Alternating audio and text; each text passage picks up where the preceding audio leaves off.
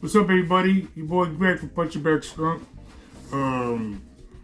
YouTube channel. I'm not gonna. All right, how can I put this? I'm just gonna read a letter here because I tried to post this on a social media site, and for whatever reason the algorithm won't let it go up. So I said, okay, I'm just gonna make a video of it. No fancy stuff, no extra fonts, no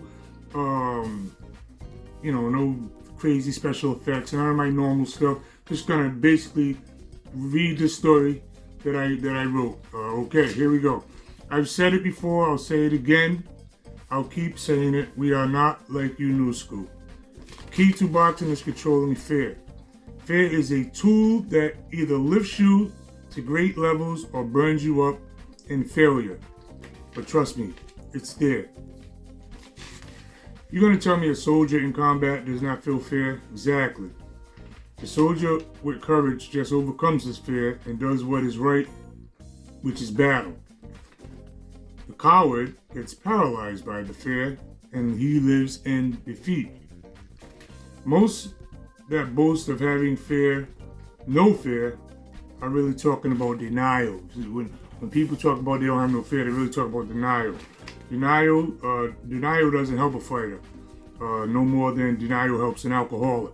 Alcoholics be like, I can quit anytime I want to quit. That's denial. That doesn't, denying the fear is not addressing the fear. That's denying the fear. Okay. As an amateur, I stayed with the attitude.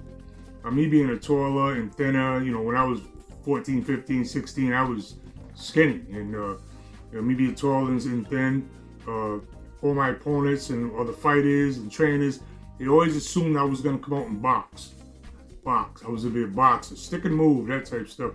And I say, you don't think I can bang? All right, let's go. That was my attitude, let's go. All right. I'd be slugging toe to toe. My coach Phil would stay yelling at me, stick and move, win easy with the jab, stick and move.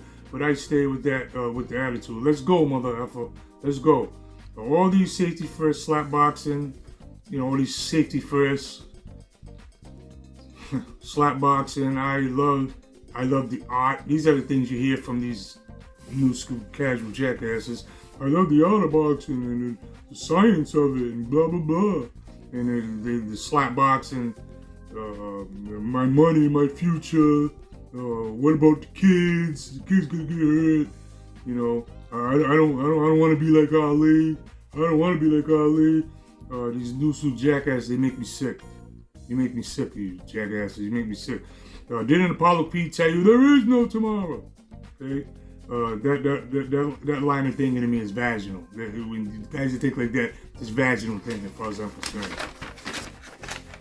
You couldn't be nothing like Ali anyway, jackass, because Ali had hot. So when they say, I don't want to end up like Ali, you don't have to worry about being like Ali because you ain't got no hot. So you ain't gonna be like Ali. Okay. That in a nutshell is the difference between old school fighters and new school fighters. Old school fighters and new school fighters are as different as old school rappers and new school rappers. New school rappers wearing skirts, carrying pocketbooks, and new school fighters wearing skirts in the ring. And them things look mysteriously like skirts to me. Yeah, I had to say it. And I'm quite sure a lot of old school cats like me see the same thing. These long skirts and dresses they're wearing in the ring now. Get out of here with that mess. We are not the same, new school and old school. New school always talking that safety first garbage. I don't want to hurt my brain bull crap. So to accommodate their unwillingness to roll the dice with their health to achieve greatness, they try to change the rules of greatness. The danger is what kept cowards out of boxing. Cowards are not willing to take the risks for the greatness, to become great. They're not willing to take that risk. That's why they sit in the shadows, or they make excuses why they can't go for the brass ring or for the gold. They'll say we worried about my health, or these are valid concerns. I get it, but these are the fighters of yesteryear was willing to take on them chances to achieve immortality. Okay.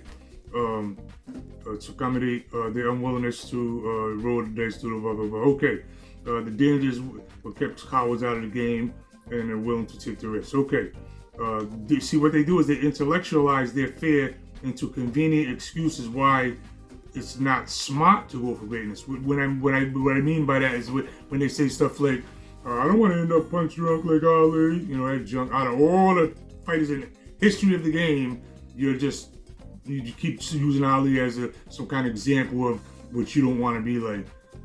First of all, there was tons of fighters that was in way worse shape than Ali. Let's just get that straight, okay? As far as physical, because there's guys died, guys way worse shape, blind, can't see, all kinds of stuff. So, but that's cliche. Let me use Ali. No, he use money. I want to get out the money with my money. So I don't want to be a broke bum, all this stuff. It ain't about money. It's something a little deeper than money, jackass. So they intellectual all these things, these convenient excuses, so they don't have to. So they have a convenient excuse not to go for greatness, which basically means take chances. Now that slap boxing, or that jump. Old school fighters said screw it and took on the risks that come with being immortal. They want the gold crown, they went for it.